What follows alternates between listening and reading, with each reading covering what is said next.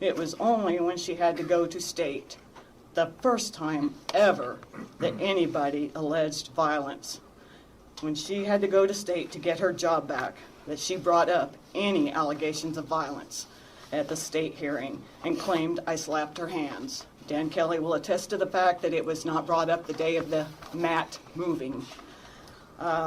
She was hired back without pay. You mentioned, Dan, that in her first statement she never mentioned anything about slapping her hand in her first statement. Was it a written statement? Yes. Do you have a copy of that? It's in the presentation. Is that the one that is in the company's exhibits? Yes. Did she ever give you a second handwritten statement? No, it was after she completed that statement and she reviewed her story that she elaborated and said that she was 15 feet closer to the individual and grabbed the mat. Michelle, can you tell me why those? I was very nervous. I get nervous around Dan, but it was bad on my part not to finish everything, but I was nervous, very nervous. Is that an important part of it, you think? I believe it is an important part of Her it. slapping your hand? It was said, but it wasn't written. Yeah, I believe it was very important.